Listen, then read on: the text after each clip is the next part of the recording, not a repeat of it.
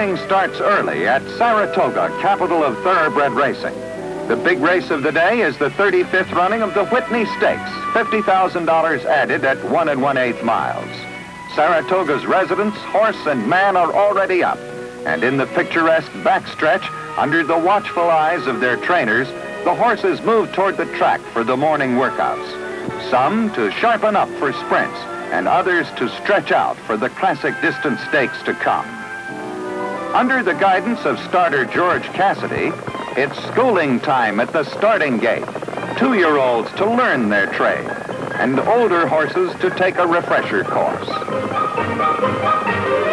The horses love Saratoga too, and after a brisk joust with the stopwatch, they head back through the leafy paths toward the stable area. There to calm down and cool off, or as the stable boys say, this is walking the hots. Mr. C.B. Whitney helps with the morning chores.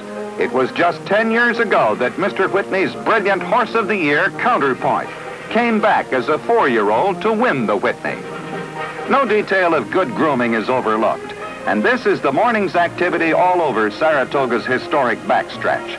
Horses being sponged and rubbed and brushed till their coats glisten. Importantly, of course, the hooves are checked and cleaned. The shoes are inspected, everything made spick and span.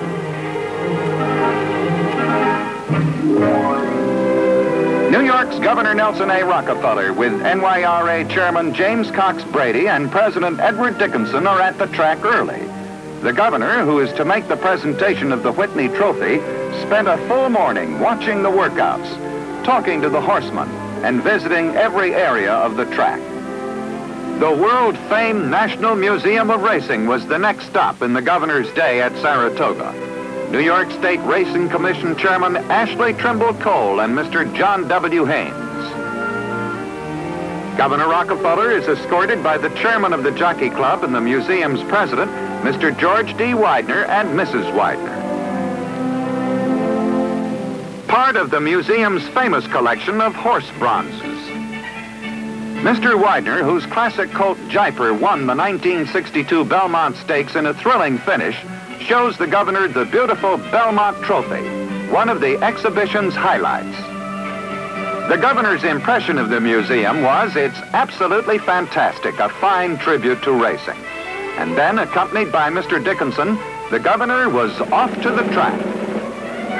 The beautiful weather and the lure of an exciting field of 11 horses has brought more than 20,000 fans to Saratoga to see the Whitney. Saratoga, famous throughout the world, is the symbol of the finest in thoroughbred racing, conducted against a background of the grace of yesterday's traditions. The day's racing has been exciting, and in the infield lake in the 1961 Travers winning colors of Calumet Farms, the famous canoe.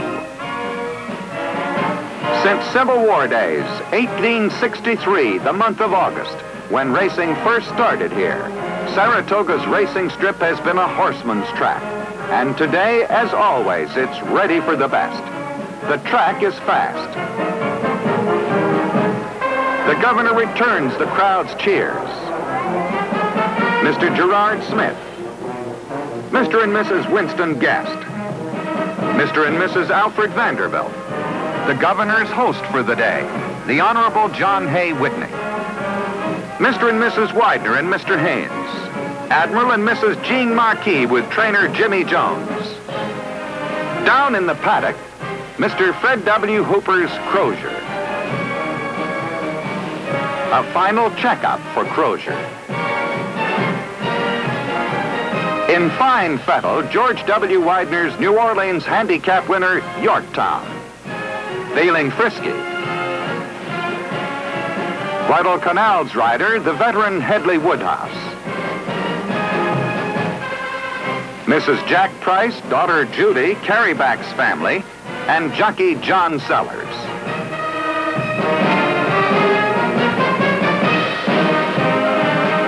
Yorktown, Crozier, Garwal, Guadalcanal, Vinci, Piper's Son is number 9. Thigh Gold with Heliodor.